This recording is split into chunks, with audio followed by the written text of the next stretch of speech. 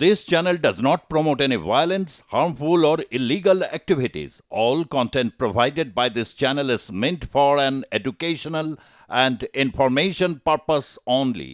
সাত সকালে ভূমিকম্পে কেঁপে উঠল রাজধানী এবং রিক্টার স্কেলে কম্পনের তীব্রতা ছিল 4 কিন্তু এত বেশি কম্পন অনুভূত হয় যে রীতিমতো আতঙ্কিত হয়ে পড়েন দিল্লিবাসী এবং বাড়িঘর ছেড়ে তারা রাস্তাতে নেমে আসেন। ভূমিকম্পে কাঁপল নয়াদিল্লি। আজ ভোর 5:36 তীব্র কম্পন অনুভূত হয়। রিক্টার স্কেলে কম্পনের মাত্রা ছিল 4। কেঁপে উঠেছে হরিয়ানা, উত্তরপ্রদেশও। কম্পনের তীব্রতায় রীতিমতো আতঙ্কিত হয়ে পড়েন রাজধানীর বাসিন্দারা। তারা রাস্তাতে নেমে আসেন এবং কিভাবে কম্পন অনুভূত হয়েছে সেই ছবিও আমরা দেখাচ্ছি। তবে বিস্তারিত আপডেটের জন্য নিউজ রুমে যাব প্রতিনিধি সায়ন্তিকা বন্দ্যোপাধ্যায়ের কাছে। সায়ন্তিকা, এখনো পর্যন্ত কি আপডেট পাচ্ছি আমরা?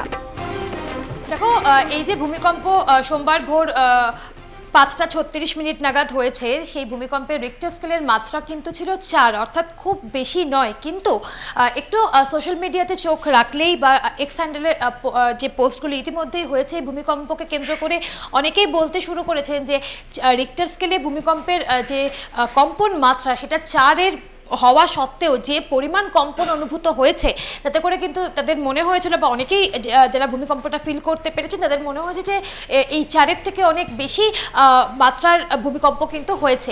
এবং এর পাশাপাশি জাতীয় ভূকম্পন কেন্দ্র বা ন্যাশনাল সেন্টার ফর সিসমোলজি তারা ইতিমধ্যেই যেটা জানিয়েছে যে এই ভূমিকম্পের উৎসস্থল ছিল দক্ষিণ দিল্লির ধৌলাকুয়া। সেখানে দুর্গাবাই কলেজ অফ স্পেশাল এডুকেশনের যে জমি তার ঠিক নিচেই কিন্তু এই ভূমিকম্প হয়েছে এবং মাটির নিচে যেখানে ভূমিকম্প হয়েছে মাটি থেকে সেই অংশের দূরত্ব কিন্তু খুব একটা, বা মাটি থেকে সেই অংশের যে গভীরতা সেটা খুব একটা বেশি নয়, মাত্র 5 কিলোমিটার। এবং এই এলাকার কাছাকাছি একটি লেক রয়েছে।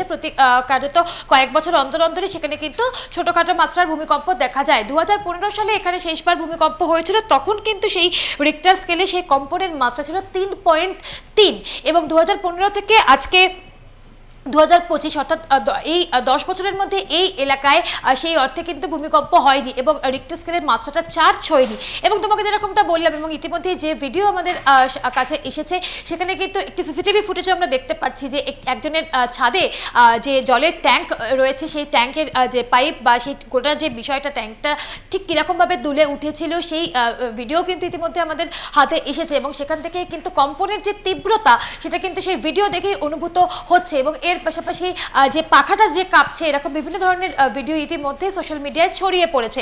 ইতিমধ্যেই প্রধানমন্ত্রী নরেন্দ্র মোদী তিনিও কিন্তু এক্স হ্যান্ডেলে পোস্ট করে এই মুহূর্তে এই যে পরিস্থিতি সেই পরিস্থিতিতে সকলকে শান্ত এবং নিরাপদে থাকার তিনি পরামর্শ দিয়েছেন এবং তিনি কিন্তু জানিয়েছেন যে গোটা পরিস্থিতির উপরে নজর রাখা হচ্ছে।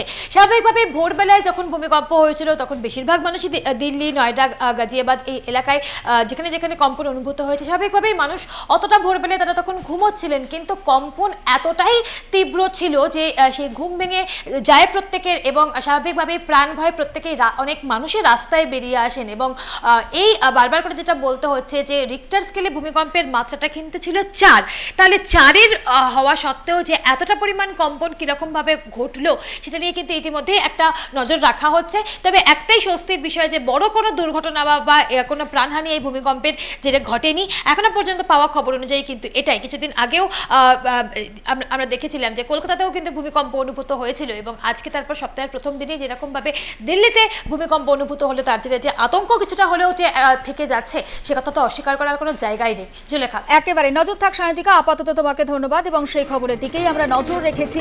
আজ ভোর ভোর কম্পন অনুভূত হয় নয়াদিল্লি সহ একাধিক জায়গাতে এবং ভূমিকম্পের কেন্দ্রস্থল ছিল দিল্লির ধৌলাকুয়া। মাটি থেকে 5 কিলোমিটার গভীর ছিল ভূমিকম্পের কেন্দ্রস্থল। রিক্টার স্কেলে কম্পনের মাত্রা ছিল 4 এবং কয়েক সেকেন্ডের জন্য সেই কম্পন অনুভূত হয়েছিল। তবে এখনো পর্যন্ত হতাহতের কোনো খবর নেই। প্রধানমন্ত্রী নরেন্দ্র মোদী তিনি সমস্ত দিল্লিবাসীকে শান্ত থাকার আহ্বান জানিয়ে এক্স হ্যান্ডেলে পোস্টও করেছেন।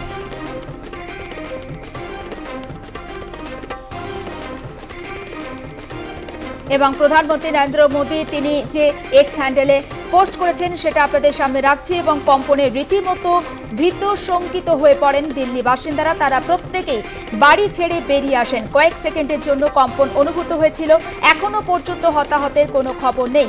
এবং দিল্লিবাসীদের যে বক্তব্য এবং যেটা আমরা জানতে পাচ্ছি যে কম্পনের সঙ্গে সঙ্গে একটা তীব্র শব্দ শোনা গিয়েছিল এবং অনেকেই দাবি করছেন যে গত 25 বছরে দিল্লিতে এই ধরনের তীব্র কম্পন অনুভূত হয়নি। তবে আজ দিল্লি ছাড়াও কম্পন অনুভূত হয়েছে আগ্রা, হরিয়ানা সহ বিভিন্ন জায়গাতে।